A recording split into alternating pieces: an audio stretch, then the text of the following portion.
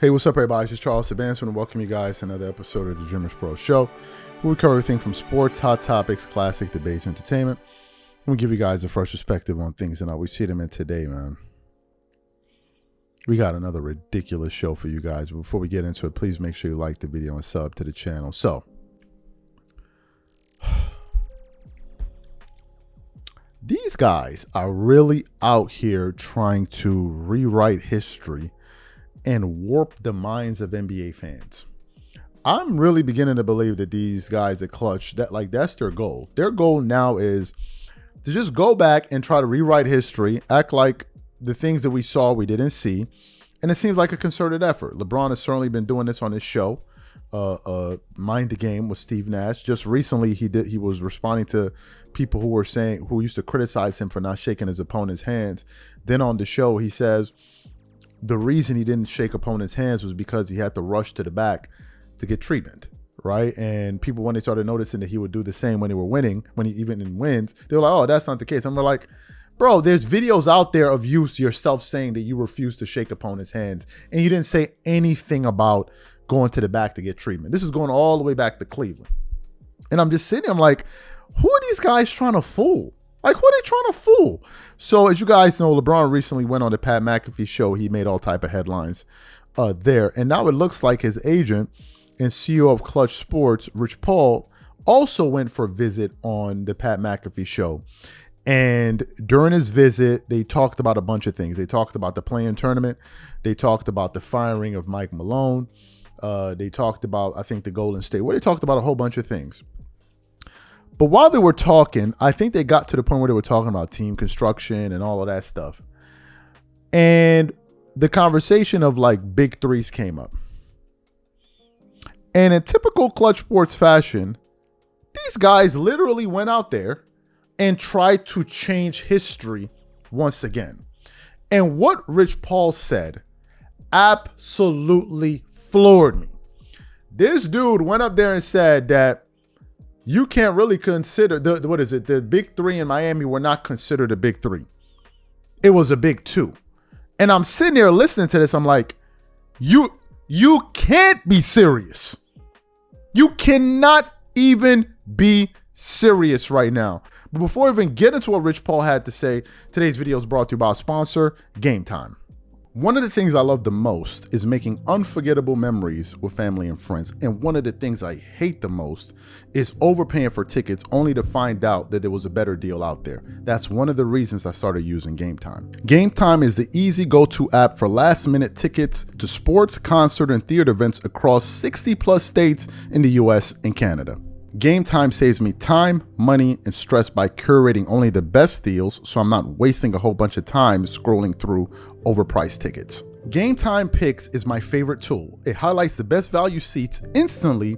No more guesswork, no more wasting time. For example, I'm really looking forward to game one between the Clippers and the Nuggets in round one. Here's what I like to do. I turn on all-in pricing so I know exactly what I'm paying for upfront. I check Game Time Picks to find out the most valuable deals. And finally, I pick the ticket I want. I choose between the cheapest deal, the great deal, or the amazing deal. Once you select the ticket you want, you can use their panoramic seat view to ensure you know exactly what you're getting before you buy. So take the guesswork out of buying tickets with Game Time. Download the app, create an account, and use code CLNS for $20 off your first purchase. Again, create an account and use redeem code CLNS for $20 off. And remember, whenever you support this sponsor, you're supporting this channel. Thank you. So what I want to do is I want to play exactly what Rich Paul had to say on the Pat McAfee show, and then we're going to come back and continue on with this madness. Take a listen to what he had to say here. Losing obviously hurts everything. Winning heals a lot of different wounds. And so, look, the names on the back of the jersey is one thing. We've seen it not work in other instances. 20 years ago, it didn't work. When the Lakers had all the names, they walked into Detroit and they was beat 4-1 in the finals. So that's not the end all be all. I always love a big two. I don't really love a big three. I don't really. People talk big three, but the big three thing has never really worked. And you say, well, what happened in Miami? That wasn't really a big three. There was three guys that went in the lottery and they did really well individually on their team, so they put up big numbers and had big accomplishments. But when you think about it, Bosh was the ultimate professional. He took a back seat and he played a role in which, because he had such a high IQ and he was such a professional as an individual, his approach to everything is what made that work.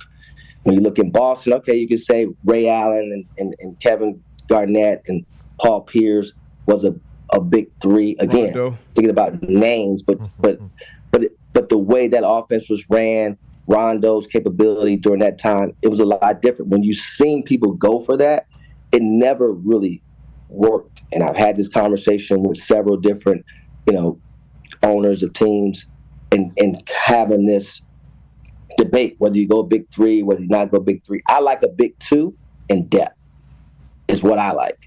That seems to be a winning pedigree. So you heard what Rich Paul had to say. Okay, oh my God, these dudes, man. These dudes are unbelievable.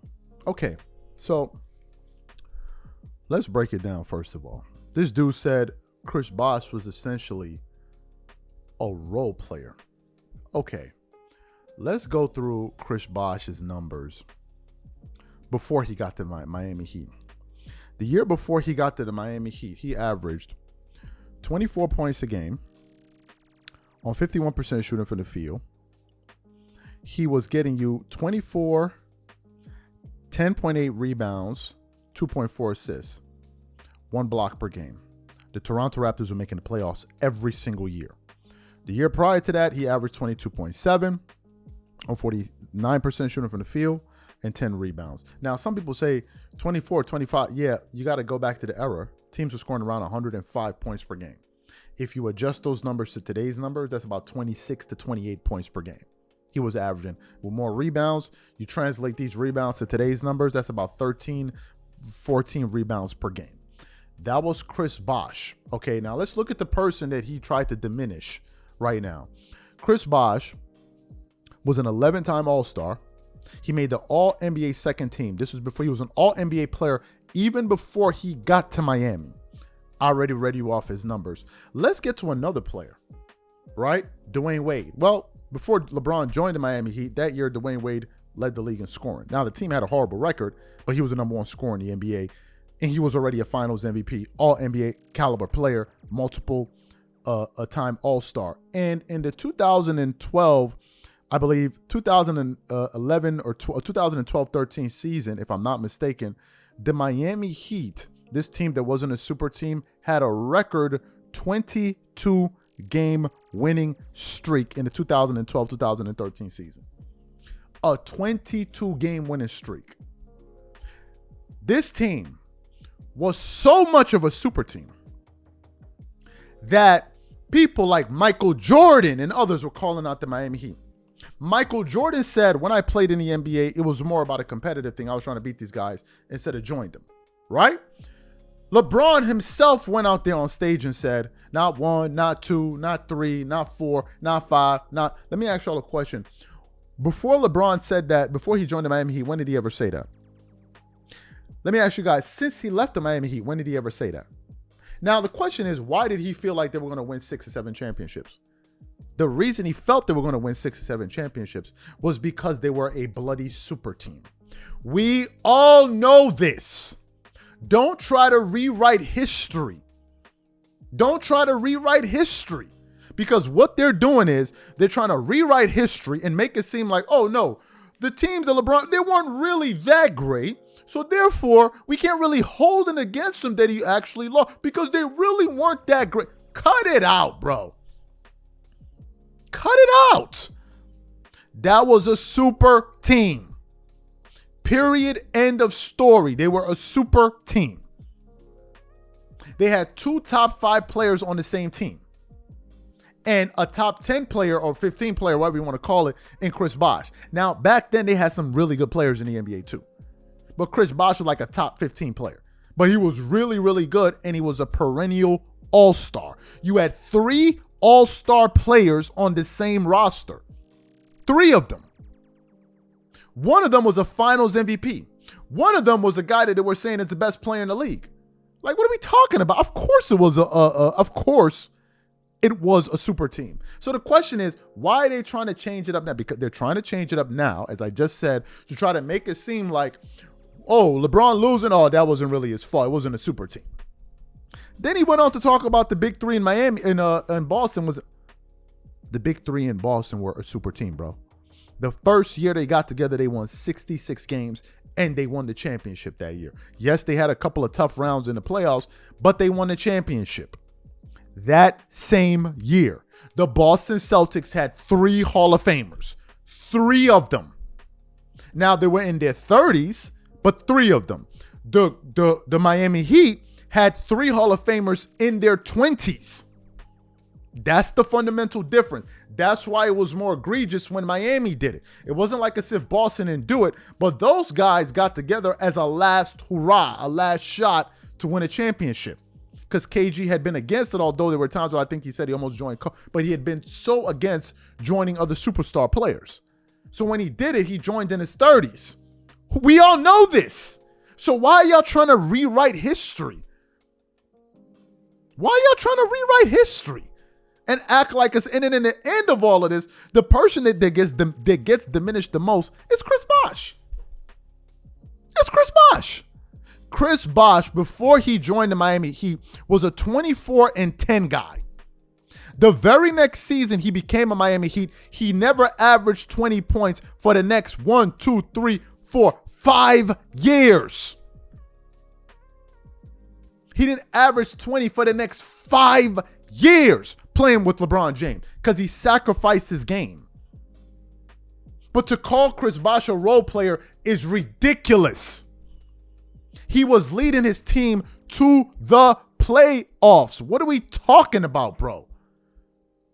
Like, what are we talking about? These dudes just up here trying to rewrite history. What are we even talking about? The Toronto Raptors went to playoffs 2 years in a row before he even joined the Miami Heat.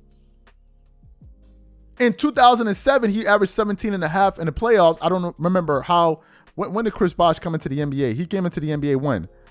When did he come into the NBA? He got drafted, in 2003. So in 2007, he averaged 17. The next year in the playoffs, in 5 games, he averaged 24 points, 9 rebounds, 3.6 assists, 1.3 steals, and 47% shooting from the field with the Toronto Raptors. They were in the playoffs. What role players is taking players to the teams to the playoffs? Like, what are we talking about? These dudes, man, they are literally. And then the crazy part is people like myself get called out for pointing it out. People like myself, we get called out because it's like, why won't you let the lie stand? Why are you stopping us from telling this lie? And I'm viewed as a hater. Oh, you're hating. Why don't you allow us to just lie and then get away with it? Why can't you just allow us to lie and get away with it? Why won't you allow us to just have our narrative? Why you always got to butt your nose into it? It's like, no, these dudes are capping and they're trying to create narratives and rewrite the history books. No, they're lying. What are we talking about? Like, what are we talking about here? Oh my Lord, bro, these dudes is crazy.